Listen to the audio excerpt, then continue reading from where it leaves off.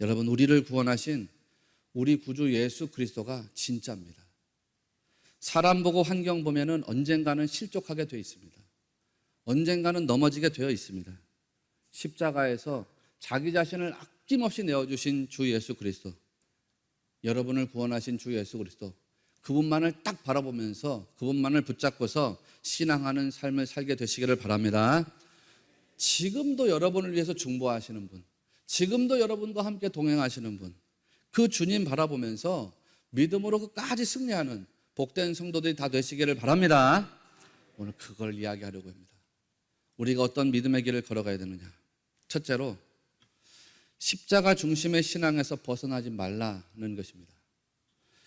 예수님께서 말씀하신 이 팔복의 메시지, 여러분들에게 어떻게 다가오시는가요? 제가 산상수훈을 시작할 때 말씀드렸고, 또 팔복을 시작할 때 말씀드렸습니다. 이 메시지가 여러분에게 어떻게 다가오시는가요?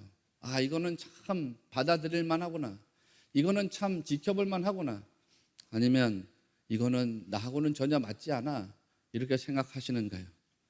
로이드 존스 목사님은 팔복의 메시지가 거칠게 느껴진다든지, 나에게 가혹스럽게 느껴진다든지, 내가 싫어하는 삶의 양식이라든지, 혹은 내가 싫어하는 사람의 인격과 성품이라든지 그렇게 느껴진다면 그 사람은 아직 기독교인이 아니다라고 이야기했습니다. 아, 이 팔복이라는 것은 나하고는 맞지 않는데, 나는 팔복의 사람이 될 수 없는데, 나는 이렇게 살아갈 수가 없는데, 나 저렇게 살아가는 삶을 보니까 나하고는 맞지 않는 것 같아. 기독교인이 아니라는 사실을 의미한다고 했습니다. 그분은 더 도전적으로 이야기하는데, 만일 내가 이렇게 되고 싶지 않다면 나는 허물과 죄로 죽은 사람임에 틀림없다 라고 이야기했습니다.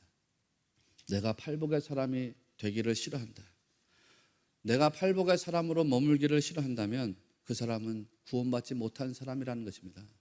여전히 죄와 허물로 죽어있는 상태라는 것입니다. 영생을 얻지 못한 상태라는 말입니다. 로이드 존스 목사님의 경우에는 이 팔복에 있어서 굉장히 단호합니다. 왜냐하면 이분은 아주 철저히 성서주의자이기 때문에 그렇습니다. 이분은 팔복의 원칙을 말하면서 이런 이야기를 합니다. 팔복에 있어서 첫 번째 원칙은 무엇이냐면 기독교인은 모두 이렇게 되어야 한다라는 것입니다. 기독교인이라면 모두 팔복의 사람이 되어야 한다는 것이 첫 번째 원칙이랍니다. 두 번째 원칙은 뭐냐면 모든 기독교인은 이런 특징을 모두 나타내야 한다라고 했습니다.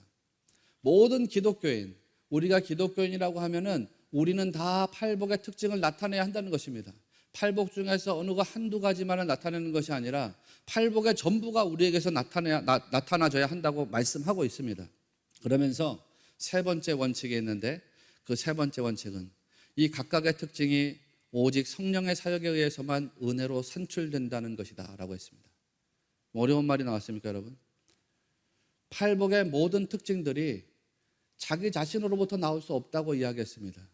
제가 여러분에게 강조했지만 심령이 가난한 자, 애통하는 자, 온유한 자, 의에 줄이고 목마른 자, 긍휼히 여기는 자, 마음이 청결한 자, 화평하게 하는 자, 의를 위해 박해하는 자, 이런 것들은 내추럴한 게 아니랍니다.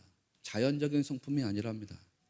여러분의 어떤 자연적인 본성, 여러분이 가지고 있는 의지나 노력과 열심으로는 거기에 도달할 수가 없다는 것입니다. 그것은 오로지 성령의 사역에 의해서만 은혜로서 우리에게 주어지는 것이라고 했습니다. 성령님의 사역에 의해서 여러분에게 주어지는 것입니다. 은혜로 여러분에게 주어지는 것. 그럴 때에 우리가 팔복의 사람이 될 수 있다고 했습니다. 여러분으로서는 다 불가능합니다. 그러나 하나님의 영에 의해서 감동받을 때에 우리가 팔복의 사람이 될 수 있다는 뜻입니다. 그렇기 때문에 팔복의 사람이 되기를 원한다면, 팔복의 사람으로 살기를 원한다면 여러분은 늘 언제나 성령의 충만하심을 사모하는 성도들이 되셔야 합니다.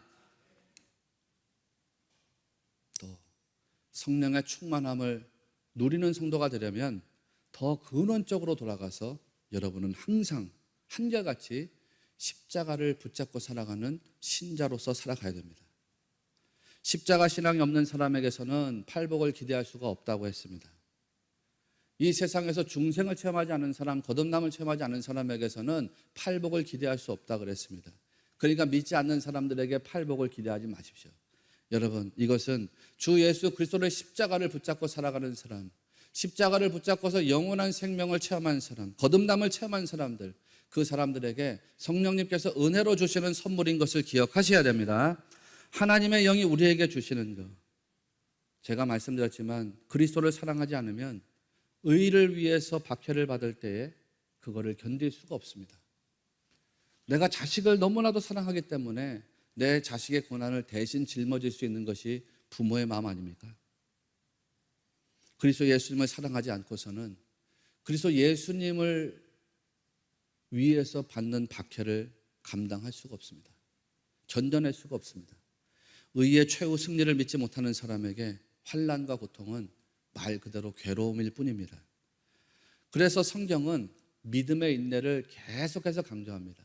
끝까지 믿음으로 인내해야 된다. 예수님도 믿는 자들에게 끝까지 견뎌야 한다고 말씀하셨습니다. 환난 중에라도 견뎌내야 된다. 인내해야 된다. 말씀하셨습니다. 누가복음 21장 19절에서 예수님 말씀하시기를 너희의 인내로 너희 영혼을 얻으리라 그랬습니다. 우리 영혼을 무엇으로 얻느냐? 인내로 갖다가 영혼을 얻는다고 했습니다. 예수님이 씨 뿌리는 사람의 비유를 말씀하셨는데 그 이야기 속에서도 그런 이야기가 나옵니다. 누가복음 8장 말씀을 보면 좋은 땅에 있다는 것은 착하고 좋은 마음으로 말씀을 듣고 지켜 인내로 결실하는 자니라, 이런 말씀이 나옵니다. 열매를 맺으려면 뭐가 있어야 되냐면 인내가 있어야 된답니다. 여러분들이 무슨 봉사로 열매를 얻는 게 아니랍니다. 무슨 사랑으로 열매를 얻고 무슨 소망을 가지고 열매를 얻고 그게 아닙니다. 뭐로 열매를 내냐면 인내를 통해서 열매를 낸답니다. 인내. 헬라어로는 휘포모네라는 단어를 사용했습니다. 어떤 악한 의도를 가지고서 핍박하는 것을 말합니다. 그 악한 의도를 가지고 핍박하는데 그거를 참아내고 그거를 견뎌내는 것, 그것을 뜻하는 단어입니다. 본래는 어떤 뜻이냐면 무 아래에서 버티면서 머무는 것이라는 뜻입니다. 인내가 그런 것이랍니다. 힘들고 어려운 일이 있지만 그 상황 아래에서도 그냥 버텨내는 겁니다. 머물러 있는 것입니다. 소망을 바라보면서 버티고 살아가는 것, 그것이 있을 때에 결실하는 자가 된다고 했습니다. 히브리서의 메시지는 모든 배교할 만한 상황에서 인내하라고 우리에게 강조합니다. 우리가 얼마 전까지 새벽에 이 말씀을 읽었지만 히브리서 10장 36절을 보면 너희에게 인내가 필요함은 너희가 하나님의 뜻을 행한 후에 약속하신 것을 받기 위함이라고 했습니다. 약속하신 것을 받기 위해서 인내해야 한답니다. 여러분이 하나님 약속하신 것을 받으려면 인내가 필요합니다. 하나님 믿음을 후퇴되는 것 기뻐하지 않습니다. 끝까지 믿음으로 인내하는 사람 기뻐하십니다. 그러니까 믿음을 인내로서 지켜내라는 것입니다. 그러면 여러분, 우리가 뭘 붙잡고서 이 세상에서 끝까지 견뎌낼 수가 있겠습니까? 뭐를 붙잡고서 끝까지 인내할 수가 있겠습니까? 그리스도 예수님의 십자가입니다. 십자가. 사도 바울은 로마서 8장에서 아무것도 우리를 그리스도의 사랑으로부터 끊어낼 수가 없다고 이야기했습니다. 그게 기근이든지 박해든지 아니면 죽음이든지 그 무엇이라도 우리를 그리스도 예수님의 사랑으로부터 갈라놓을 수가 없다고 했습니다. 그러니까 여러분, 성도는 나를 구원하신 그리스도 예수님, 그분이 짊어지신 그 십자가, 구원과 사랑과 은혜의 십자가, 그 십자가를 딱 붙잡고서 영원히 끊어지지 않을 그 십자가를 붙잡고서 모든 박해와 환난을 이겨내고 견뎌내야 한다는 사실을 꼭 믿으시기를 바랍니다.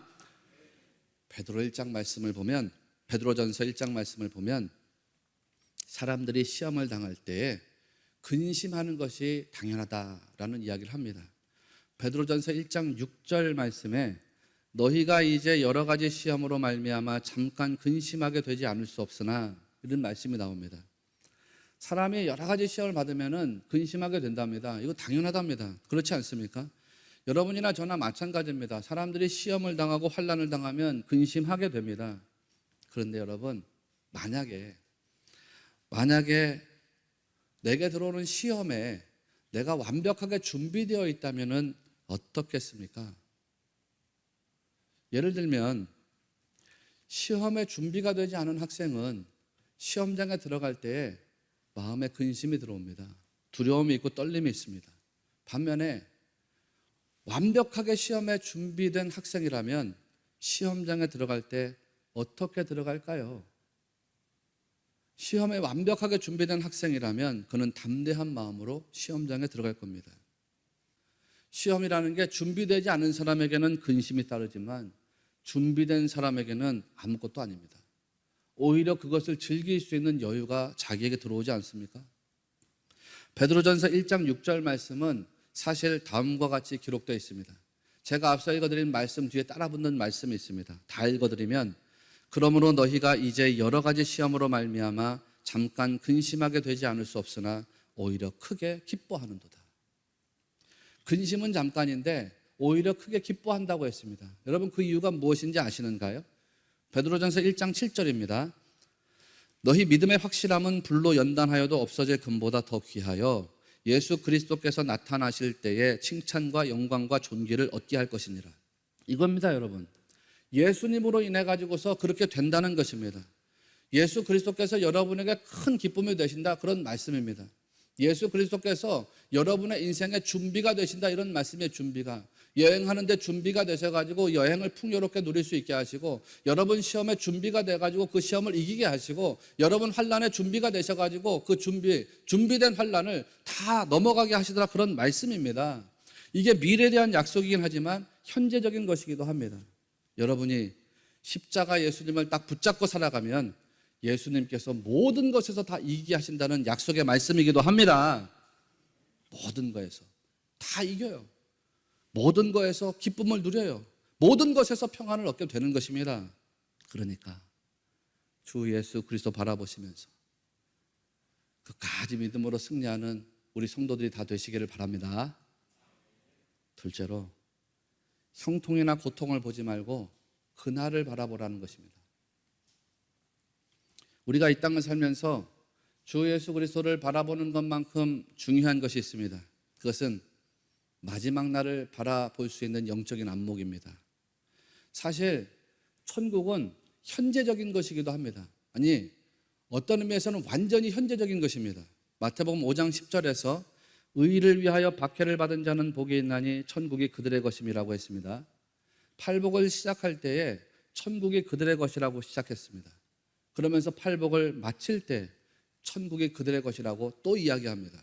그러니까 팔복의 사람은 결론적으로 이야기하면 천국을 소유한 사람입니다. 미래적으로 보면은 천국은 하나님의 통치가 완전히 실현된 나라입니다. 그런데 현재적으로 보면 이 천국은 예수님과 연합된 사람입니다. 아더 핑크 목사님이 이야기한 것처럼 예수님은 천국이 그들의 것이 될 것이다 라고 말하지 않았습니다. 천국이 그들의 것이 될 것이다 라고 말하지 않고 천국이 그들의 것이다 라고 말씀하셨습니다. 이 대목에서 마태복음 13장에서 예수님이 말씀하신 천국 비유를 한 번 더 이야기하겠습니다.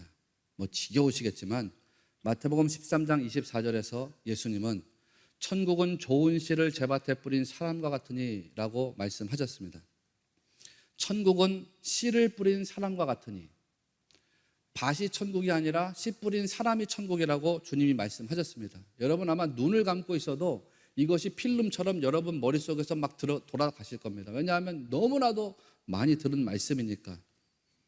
그러면서 마태복음 13장 37절에서 좋은 씨를 뿌리는 이는 인자요 라고 했습니다. 천국이 씨 뿌리는 사람인데 이 씨 뿌리는 사람은 인자랍니다. 그러니까 인자가 천국이다 이렇게 말씀하신 겁니다. 그런데 여기서 인자는 누구를 말하는 거냐면 이 이야기를 하고 있는 예수님 자신을 말씀하고 있는 것입니다. 그러니까 인자가 천국이니 예수님이 곧 천국이시다, 그 이야기를 한 겁니다. 아주 놀라운 말씀이라고 했습니다. 천국이란 것이 어떤 시간과 공간을 말씀하신 것이 아니라고 했습니다. 황금길에 보석집이 있다고 말씀하신 것이 아니라고 했습니다. 천국이 예수님이고 예수님이 천국이다 라는 아주 놀라운 말씀을 하셨다고 했습니다. 그러니까 예수님과 하나가 되는 것, 예수님과 연합된 것, 그것이 곧 천국이라고 말씀을 드렸습니다. 사도 바울은 로마서 14장 17절에서 하나님의 나라는 먹는 것과 마시는 것이 아니요 오직 성령 안에 있는 의와 평강과 희락이라 했습니다. 예수님과 연합을 이루게 되면은 예수님이 가지고 계신 의로움이 우리 안에서 완전히 이루어집니다. 예수님과 연합을 이루게 되면은 예수님이 가지고 계신 평화, 에이레네, 히브리 말로 샬롬, 이것이 우리 안에 완전히 이루어지게 됩니다. 주님이 나와 함께 하시기 때문에 내 안에서 막 샘솟듯이 솟아나는 기쁨, 그것이 주님과 연합되었을 때 우리에게 일어나는 일이랍니다. 여러분, 이렇게 천국은 아주 현재적인 것이기도 합니다. 진짜 현재적인 것입니다. 그런데 여러분, 그것이 완전하지는 않습니다. 그림자 같습니다. 주님과 연합을 이루어서 느끼는 의로움, 평화, 기쁨, 이것이 여러분에게 완성되지가 않았습니다. 이것은 언제? 예수 그리스도께서 다시 오실 때, 그때 완성이 됩니다. 그렇기 때문에 신자는 천국이 완성될 그날, 미래의 그날을 볼 수 있는 영적인 안목이 열려져 있어야 됩니다. 현재적인 천국의 삶을 살아가는 것도 여러분에게 필요하지만 그날에 완성될 천국의 모습을 기대하면서 소망을 가지고 살아가는 것이 더 중요합니다. 성도는 마지막 날에 대한 소망을 보고 살 수 있어야 됩니다. 예수님은 현재의 박해를 기뻐하고 즐거워라고 말씀하셨습니다. 그 이유가 무엇이냐? 12절 말씀을 보면 기뻐하고 즐거워하라, 하늘에서 너희의 상이 큼이라, 이렇게 말씀하셨습니다. 뭘 말씀하는 거예요, 여러분? 하늘에서 너희의 상이 큼이라 라고 하는 말씀이 무슨 뜻입니까? 결산할 때가 온다는 뜻입니다. 그날이 온다는 뜻입니다. 마지막 때에 하나님이 우리를 놓고서 결산하시고 그날에 상 줄 사람은 상 주고 심판할 사람은 심판할 날이 온다는 것입니다. 끝으로 믿음의 최종적인 승리와 상급을 기다리라는 것입니다. 성도들에게 마지막 결산회 때 상이 크다고 했습니다. 이거 참 좋은 것 아닙니까? 여러분이나 저에게 상급이 크답니다. 참 좋지 않습니까? 그러면 그 상이 도대체 뭔데? 그 상이 도대체 뭘까? 성경에서 상급을 말할 때에 사용되는 헬라어 단어가 두 개입니다. 하나는 브라베이온이라는 단어입니다. 브라베이온 이렇게 쓰여지면요, 이건 무슨 뜻이냐면 경기장에서 선수들이 트랙을 딱 돕니다. 한 10명, 8명이. 그리고 나서 1등으로 들어온 사람한테 주는 상이 브라베리온입니다. 브라베이온, 그러면요, 모든 사람이 수고했다고 다 수고의 상급을 받는 게 아닙니다. 오직 1등한 사람한테만 주어지는 상급입니다. 그렇지 않습니까? 이 세상에 주는 상들은요, 우리에게 공평하지가 않습니다. 이 세상에 주는 상급은 모든 사람이 수고했다고 다 똑같이 주는 것이 아닙니다. 물론 우리가 수고했기 때문에 똑같이 받을 때도 있지만 모든 경우에 다 그렇지 않습니다. 또 다른 단어로 미스토스라고 하는 단어가 있습니다. 미스토스는 본래 무슨 뜻이냐면 품삯이라는 뜻입니다. 임금, 무슨 보상, 이런 뜻입니다. 이 미스토스는 그 뜻대로 사람이 일한 수고대로 주는 보상입니다. 사람이 일한 수고대로 주는 대가입니다.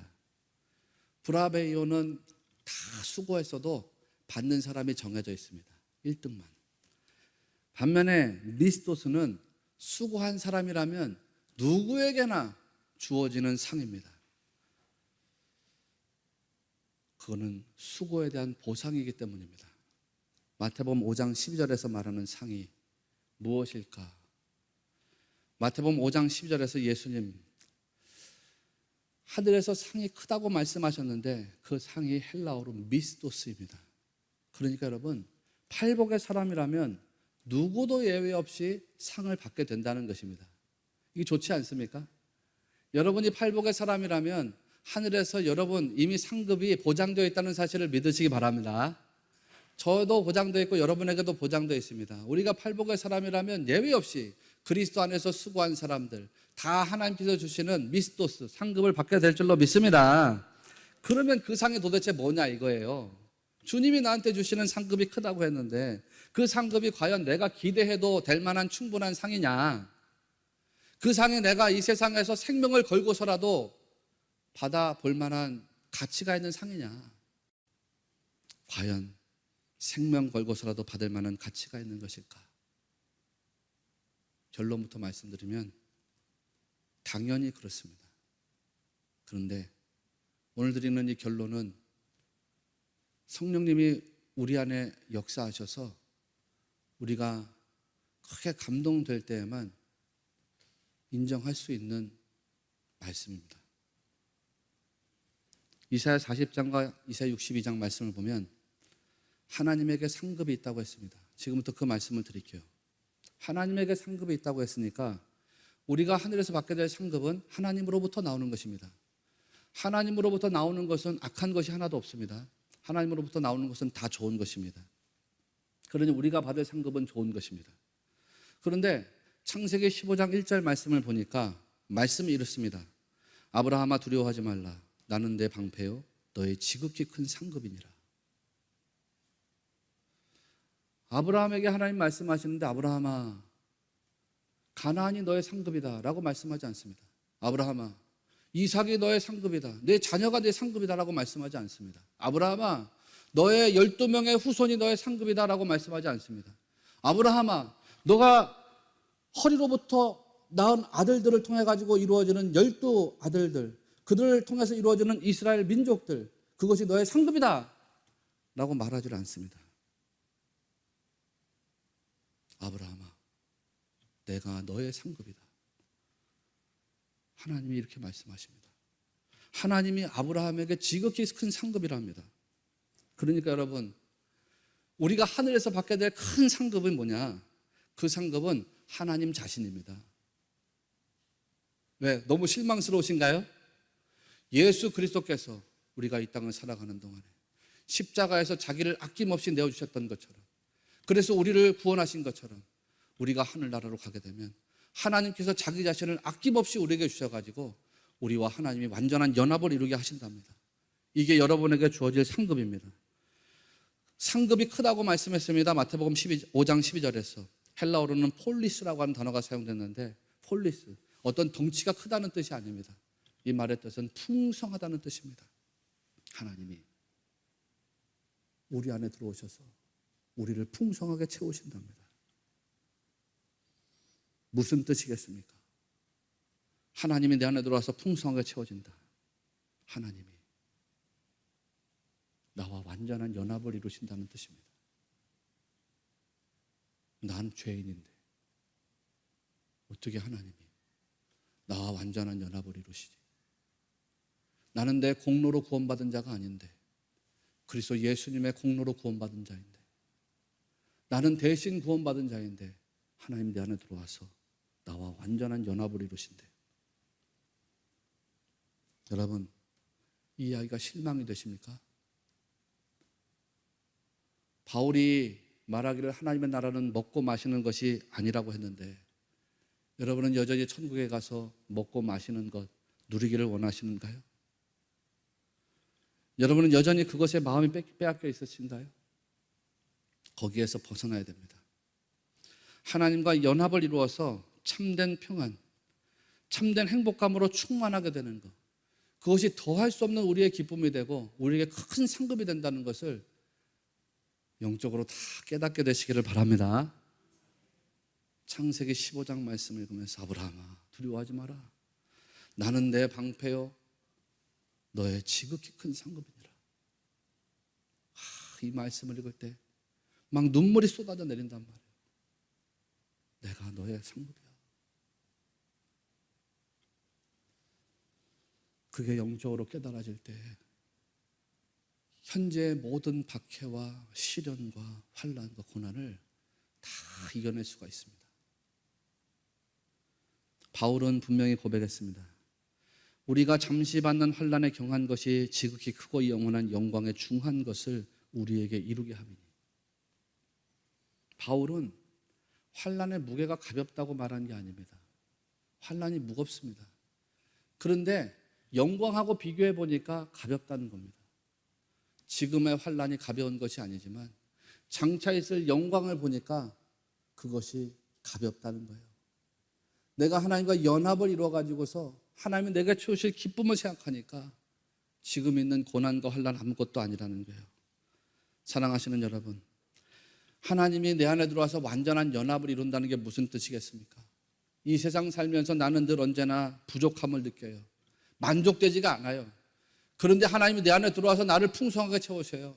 부족한 게 뭐가 있겠어요? 만족되지 않을 게 뭐가 있겠어요? 다 만족이 된다는 뜻이에요. 여러분에게 없었던 것이 다 채워진다는 뜻입니다.